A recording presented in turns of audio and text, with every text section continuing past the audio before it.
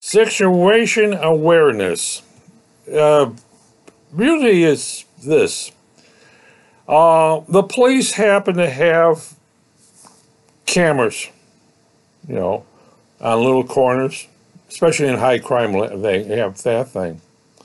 Now they happen to have drones flying. I don't mean just drones that will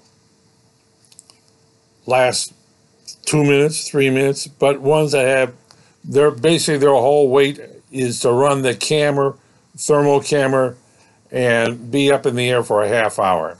And then they go home and another one replace them. That situation with that thing. They're looking for traffic patterns. Where are there going to be jams? If there's any traffic accidents, everybody slows down. They're looking for the bad guys. What are they doing out? What are they doing out at 2 a.m. in the morning? Cameras will come along and say, "Bing," and zoom into that person. What are they up to? Bad guys operate at night. They believe they operate under the cover of darkness, not with cameras anymore.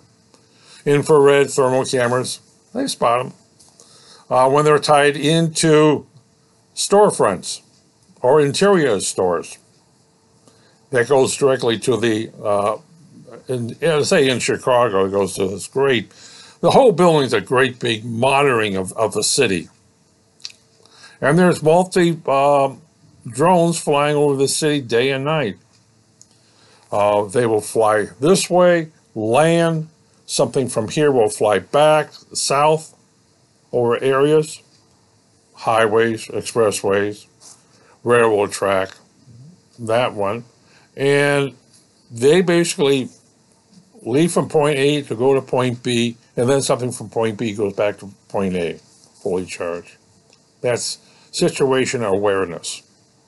Now, when you take that in county-wide, if you look around Chicago, county-wide, there is something called the County Forest Preserve. There are drones moving down the thing, across that thing, at night with infrared. They're looking at animals and they're looking at humans. The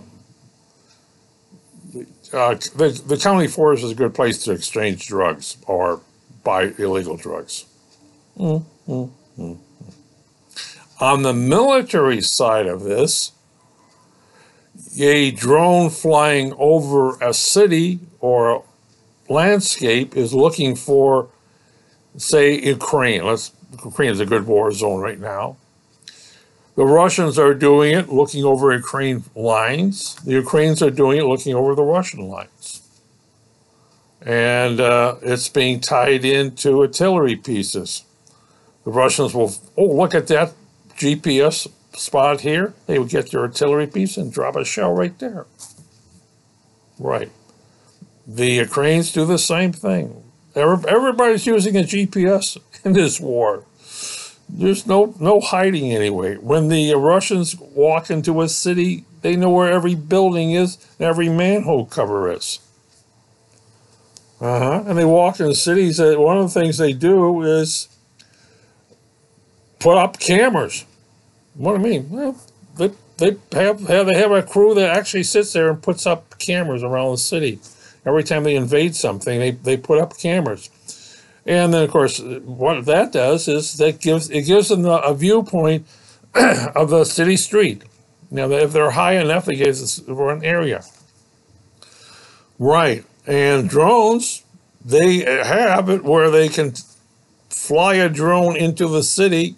That drone can land on a rooftop and recharge itself, and then go out and do that. Ukrainians are doing the same thing. They're watching the Russians in cities. They're watching the Russians commit war crimes.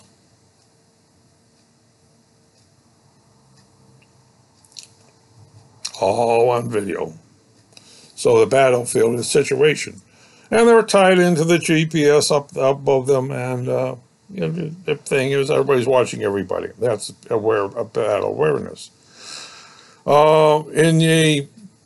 Give you a thing. You know, when an aircraft carrier has 5,000 people on it, they're aware of everybody doing everything within the ship. It automatically goes to this person. Like, what are you doing in this section again? Right. Especially you're landing at a port, you're very aware of what's in the water, what's underneath the surface, what's on the docks. Because you remember, we're at war. So that's very aware of you're aware of the whole situation around you. The same thing, well, let's look at Donald Trump's Mar-a-Lago. If he would have gotten out of the White House without stealing silverware, it would have been being a big problem. Go down to Mar-a-Lago right now, you have a situation awareness on Mar-a-Lago. There is a room right now, they have drones flying over the property. They have sensors in the ground, so they're aware of if a rabbit or an alligator is walking across the property, or a two-legged person.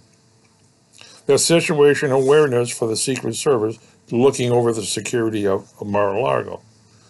And they're aware of all the rooms are bugged. Well, they have cameras. Okay, all the rooms now. I'm quite sure there was this little sign there and saying, camera above you. Don't do anything stupid.